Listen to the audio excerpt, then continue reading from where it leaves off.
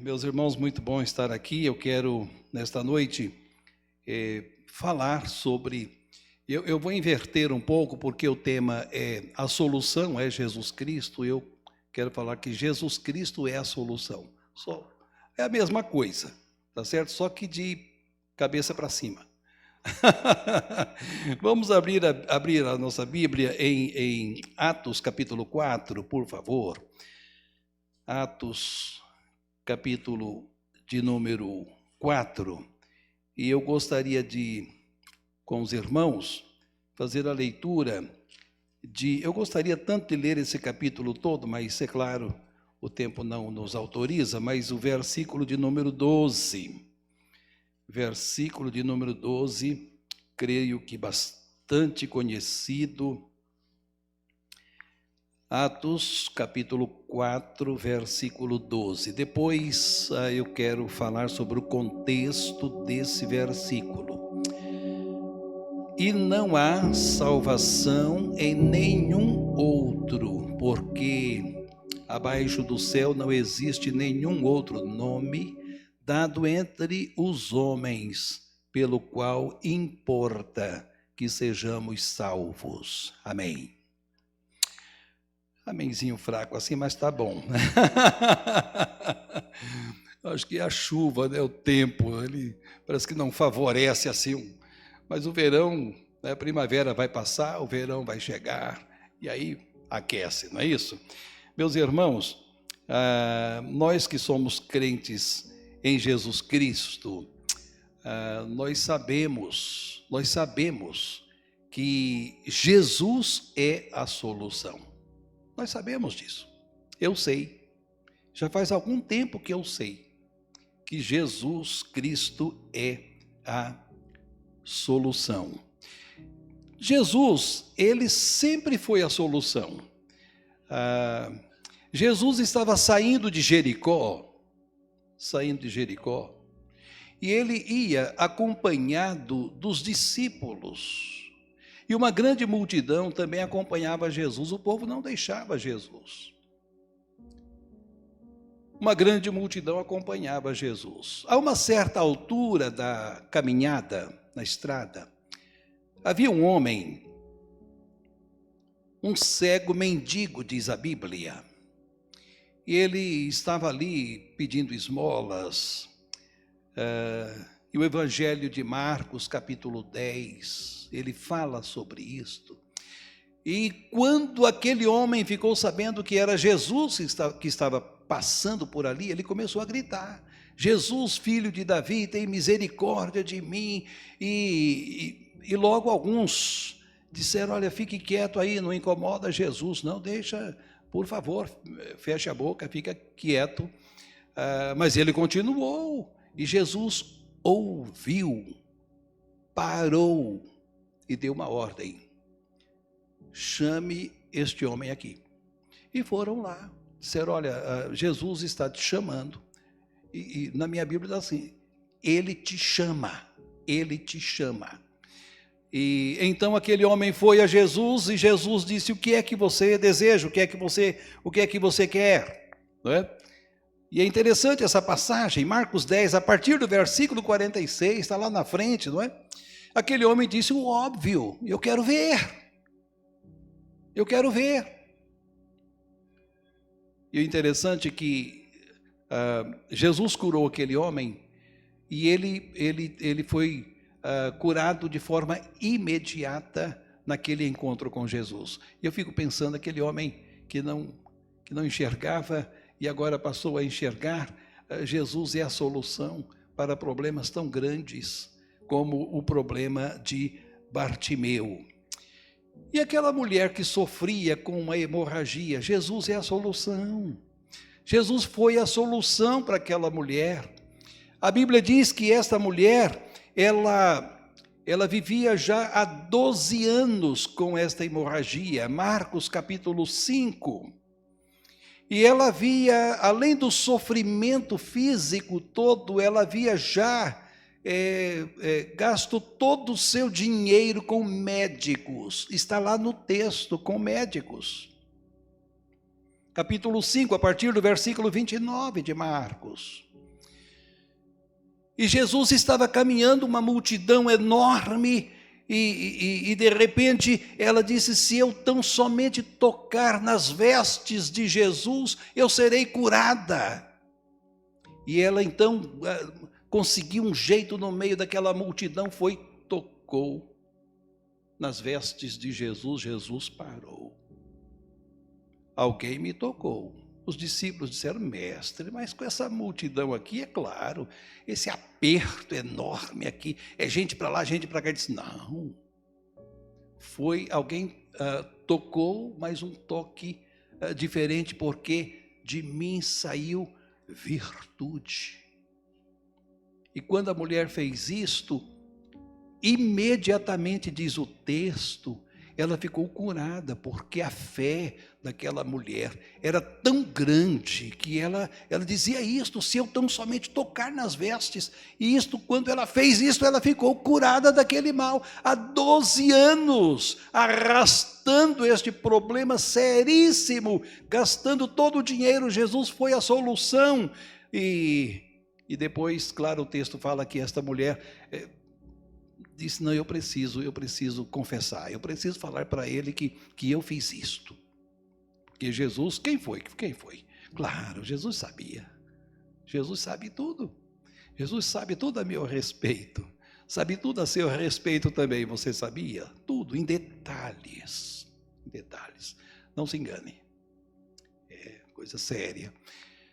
E a mulher chegou para ele e prostrou-se diante de Jesus e disse: olha, eu que fiz isto. Jesus, a tua fé te salvou, vai em paz, curada. Jesus Cristo é a solução. Jesus Cristo é a solução. Lembram de Lucas 17, a partir do versículo 12, aqueles leprosos que a uma distância, porque não podiam se aproximar das pessoas, a uma certa distância eles pediram para Jesus, para que Jesus viesse ao encontro deles para curá-los. E Jesus diz assim: vocês devem ir ao sacerdote, porque no Velho Testamento o sacerdote é que ia dizer: você está curado, está resolvido. E eles estavam indo, de repente: já estou curado. E então um voltou para agradecer. Jesus foi a solução para aqueles homens que não podiam viver em família, não podiam viver em sociedade. Jesus Cristo é a solução. Evangelho de João, capítulo 6, fala que Jesus, aliás, é interessante porque todos os evangelhos sinóticos, Mateus, Marcos e Lucas, e o evangelho da salvação, que é João, todos eles falam sobre a multiplicação de pães. Jesus alimentou uma multidão. Jesus é a solução. Jesus Cristo é a solução. Muitas pessoas ainda não se convenceram disto, não conseguiram entender. A solução não está nos órgãos públicos, nos políticos, a solução não está em pessoas. A solução está em Jesus. Jesus Cristo é a solução. Ele foi, é e sempre será a solução. Agora, meus irmãos, Jesus é a solução para o problema maior da humanidade. Parece careta hoje falar sobre pecado, porque tem muitas igrejas que não estão mais falando sobre isto. Mas este é o maior problema da humanidade, queiramos aceitar ou não. É este problema, é esta enfermidade, é este mal, é esta desgraça que traz todas as demais desgraças para a vida do ser humano, é o pecado. A Bíblia fala sobre o pecado. O pecado teve o poder de separar a criatura do Criador. O pecado fez isto. Separou, nós lemos isto em Gênesis, mas nós lemos também no livro do profeta Isaías, capítulo 59, Versículo 2, porque no versículo 1 diz que a mão do Senhor não está encolhida para que não possa salvar, nem os seus ouvidos agravados, surdos, para que não possa ouvir. Mas, aí entra o mais do versículo 2, de Isaías 59, as vossas iniquidades fazem separação entre vós e o vosso Deus, diz o texto, e os vossos pecados encobrem o seu rosto de vós. O pecado aqui é o mal. O problema não é ter dor de cabeça, não. E outras enfermidades que são decorrentes do pecado, claro, nós sabemos. O problema é o pecado, que Deus condena. Mas então, meus irmãos, pensando nesse tema de missões deste ano, Jesus, ele veio como solução para resolver este problema. Jesus Cristo é a solução para o maior problema da humanidade, que ela, humanidade, não consegue resolver. Sabe quando você não consegue resolver um negócio? Não consegue resolver uma conta? Não consegue resolver um problema? E não adianta você insistir, porque um outro vai ter que fazer isto por você. Pois bem, este é um problema que o homem não pode resolver, a mulher não pode resolver, só Jesus pode resolver. E quando nós lançamos uma campanha de missões nacionais, dizendo que a solução é Jesus Cristo, nós precisamos nos conscientizar como igreja de que é isto mesmo. E de que nós temos uma obrigação de dizer isto para as pessoas que desconhecem aquilo que nós conhecemos. Na segunda carta do apóstolo Paulo, nós temos um texto lá no capítulo 5, que é extremamente importante, 2 versículos, de 2 aos Coríntios 5, 18 e 19, porque eles dizem assim,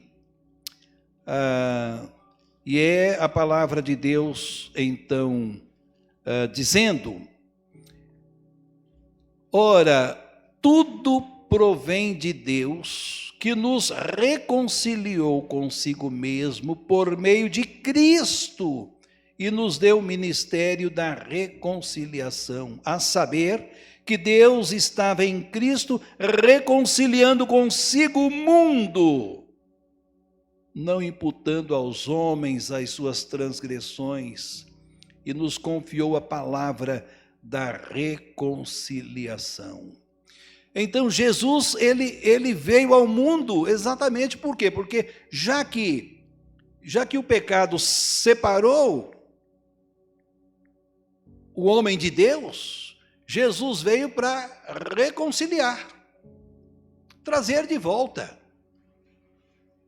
Separação é sempre muito triste. Separação do homem de Deus é triste demais.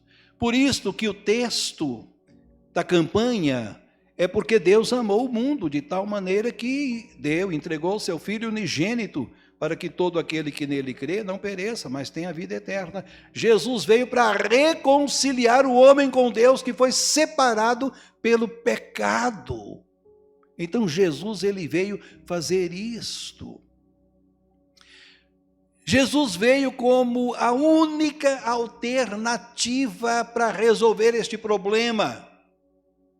O texto que nós lemos no começo, ele diz exatamente isto: e não há salvação em nenhum outro. Não há salvação em nenhum outro. Interessante, meus irmãos, porque nesse texto, um homem, ele estava doente, enfermo, e os discípulos, Pedro e João, eles oraram, aquele homem ficou curado.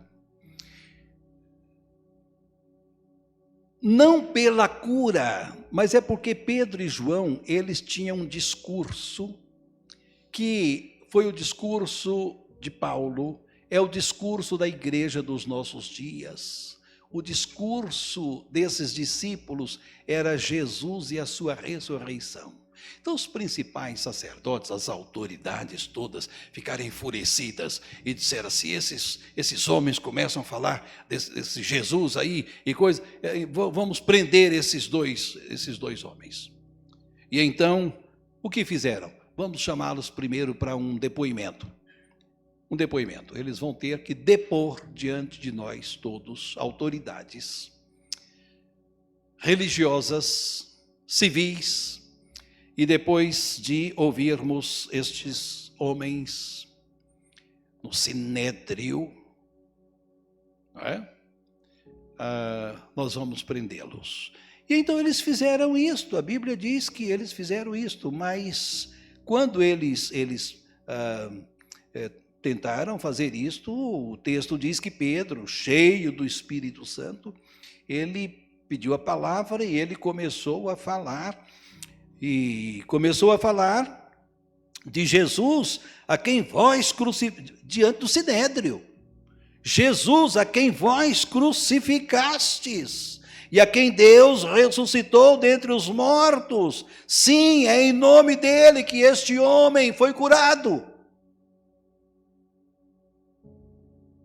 Este Jesus é pedra rejeitada por vós, os construtores, a qual se tornou a pedra angular. Verso 11. E agora vem o verso 12. E em nenhum outro há salvação.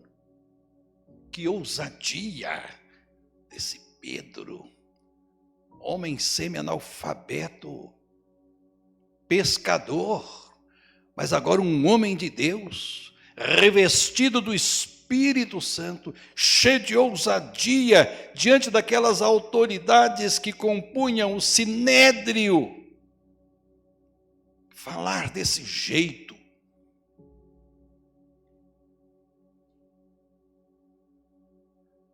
Jesus veio como única alternativa. Agora, meus irmãos, interessante observar no texto também que a igreja estava orando enquanto tudo isso estava acontecendo, porque a oração é a alavanca que Deus coloca à disposição do crente para mover a sua própria vontade.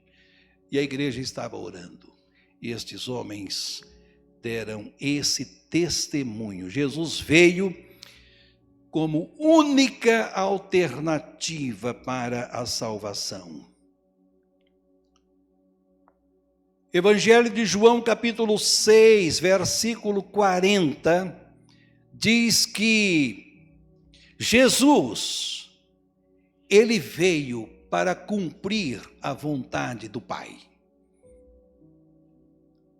A missão de Deus. Deus arquitetou um plano, fez um plano, em razão do pecado da humanidade. Todos se afastaram. Então Deus elaborou um plano, e este plano estava sobre Jesus.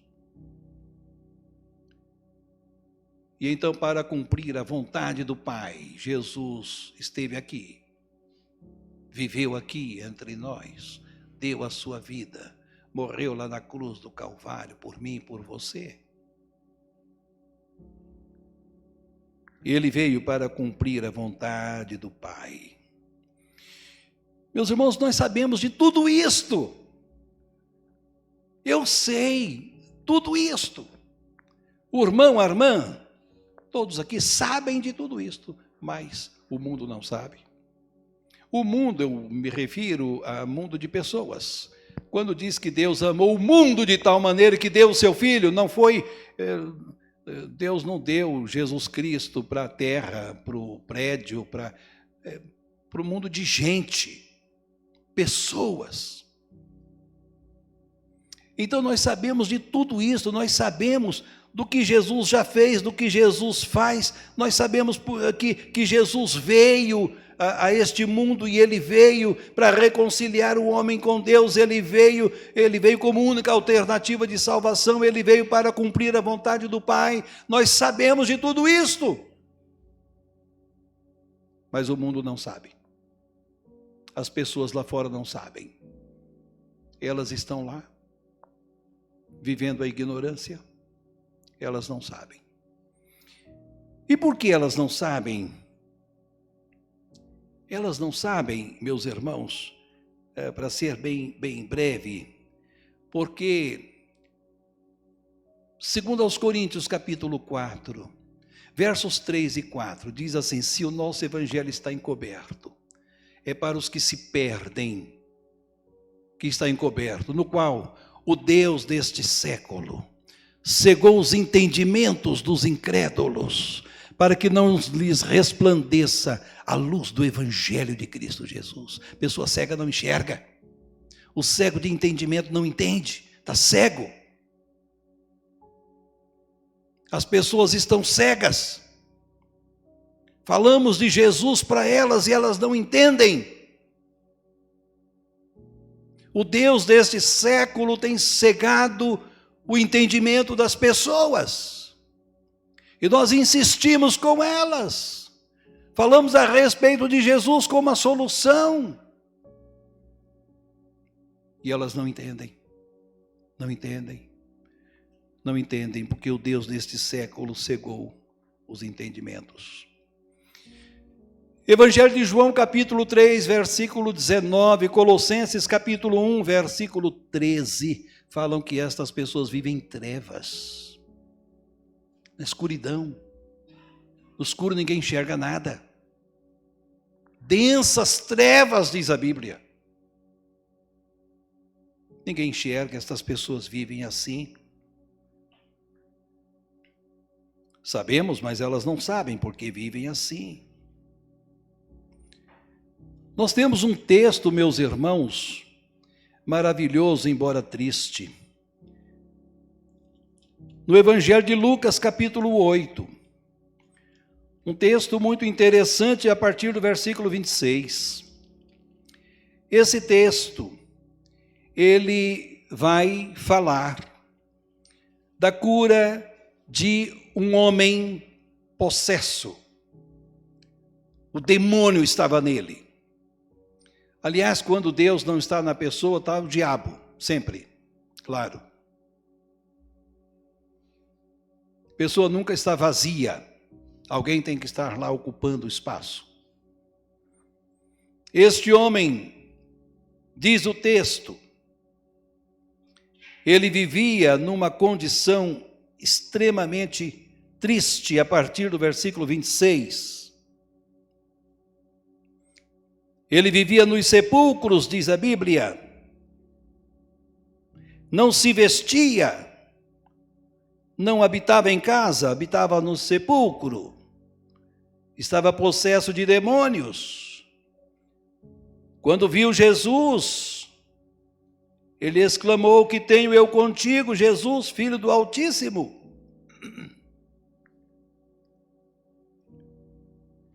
Versículo 30, Jesus pergunta: qual é o teu nome? E ele responde: Legião, porque eram muitos demônios na vida daquele homem. Versículo 30.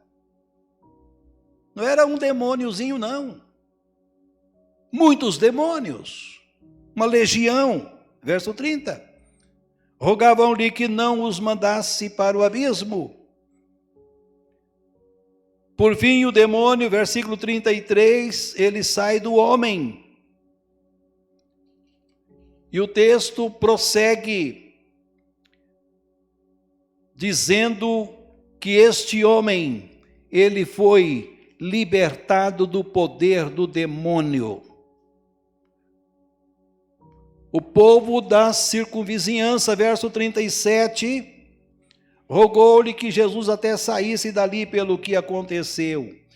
Versículo 38, o homem de quem tinha saído os demônios, rogou-lhe que o deixasse estar com ele. Jesus, porém, o despediu, dizendo: volta para casa e conta aos teus tudo o que Deus fez por ti. Então ele foi, anunciando por toda a cidade todas as coisas que Jesus lhe tinha feito. Meus irmãos, as pessoas vivem sob a dominação do mal. 1 João capítulo 5, versículo 19. O mundo jaz no maligno. E que ninguém duvide disto. E a gente testemunha isso todos os dias e em todos os lugares. O mundo vive assim. Mas lá mesmo, naquele texto de 1 João capítulo 5, diz que aqueles que são de Deus, o diabo não toca. Nós somos propriedades exclusivas de Deus. Isso é fantástico. É o apóstolo Pedro que vai dizer exatamente isto, na sua carta, capítulo 2, versículo 9. Nação santa, povo separado, maligno, diabo não tem nenhum poder sobre nós, porque somos propriedades exclusivas de Deus. E eu fico pensando que quando o demônio tem um poder sobre uma pessoa que é membro da igreja, esta pessoa é apenas e tão somente membro da igreja, mas não é convertido, não é salvo, não é nova criatura, não foi transformado pelo poder do evangelho de Cristo Jesus, porque quem foi? O diabo não tem nenhum poder sobre esta pessoa. Então quero concluir, meus irmãos, qual é a missão da igreja? A missão da igreja, poderíamos citar apenas um texto de Mateus, Evangelho de Mateus 28, 19, quando Jesus diz assim: toda a autoridade me foi dada. E a autoridade que foi dada a ele pelo Pai foi dada uma autoridade tanto no céu quanto na terra. Portanto, ide, pregai o Evangelho a toda criatura. E pregando o Evangelho, batizar em nome do Pai, do Filho e do Espírito Santo. Missão da igreja é esta. Nós estudamos para nos fortalecermos, aprendermos da palavra de Deus. E como diz o escritor dos outros 6 dias, a igreja no domingo ela se reúne para celebrar, para cultuar, e durante a semana ela se espalha para evangelizar. É assim. Deus comissionou a igreja. Quando nós vamos ler Atos capítulo 8, nós ficamos entusiasmados, porque a igreja estava vivendo confortavelmente lá em Jerusalém, dentro das 4 paredes, estava muito gostoso. Solo da irmã Eni, solo do irmão Miro, e dueto e quarteto, e que todo mundo canta, vem a irmã Gabi, fala sobre isso, está tudo muito gostoso, confortável, muito bom. Estevão, homem de Deus, cheio do Espírito Santo, diácono, como eu gostaria de ser pastor daquele homem. Homem extraordinário, crente. Assim como é prazeroso ser pastor aqui dos irmãos e das irmãs, claro. Mas ele foi morto, ele foi apedrejado. Está lá no capítulo 7 de Atos. Quando chega no capítulo 8, a igreja, ela se espalha. Exceção feita dos apóstolos, que ficaram em Jerusalém, mas a igreja se espalhou. E no versículo 4 desse capítulo 8, diz que por onde os crentes andavam, eles iam pregando a palavra. Olha que fantástico. E Paulo vai dizer a Timóteo: prega a palavra. Os irmãos sabem por que eu cito muito a Bíblia nas pregações? Eu cito muito a Bíblia porque eu quero pregar a palavra. Eu poderia falar sobre tantas outras coisas aqui, fazer uma palestra sobre um tema qualquer. Eu só sugeria, eu faria. Não, eu estou aqui para pregar a palavra. Isso aqui é um púlpito para se pregar a palavra. Daqui tem que sair a palavra. Por isso que eu gosto de citar a Bíblia. A palavra de Deus. A igreja saiu das quatro paredes. E o povo se espalhou e começou a pregar o evangelho. Porque esta é a missão da igreja. A solução é Jesus Cristo. Jesus Cristo é a solução. As pessoas precisam saber, mas quem é que vai falar? Os anjos vão vir do céu para fazer isso? Não. Deus escolheu a nós, humanos. Por quê? Porque nós conhecemos a situação dos perdidos aí. Os anjos não. Teriam que chegar aqui e fazer um curso com a gente de como evangelizar. Mas não, Deus já escolheu nós mesmos. Comissionou a nós mesmos. Falou para nós fazermos isto. Porque nós conhecemos a história do povo. Nós sabemos como se vive por aí. E então podemos falar de Jesus. Meus irmãos, esse texto de Atos capítulo 26, do apóstolo Paulo, a partir do versículo 17, que preciosidade esse texto de Atos 26, quando Paulo dá o seu testemunho perante o rei Agripa. Capítulo 26, versos 17 até o 20. O apóstolo Paulo pediu a palavra quando ele foi levado perante o rei Agripa. E ele diz, eu vou começar no 16 para ficar mais claro, mas levanta-te e firma-te sobre teus pés, porque por isso te apareci, para te constituir ministro e testemunha, tanto das coisas em que me viste, como daquelas pelas quais te aparecerei ainda, livrando-te do povo e dos gentios, para os quais eu te envio, para lhes abrires os olhos e os converteres das trevas para a luz e da potestade de Satanás para Deus, a fim de que recebam eles remissão de pecados e herança entre os que são santificados pela fé.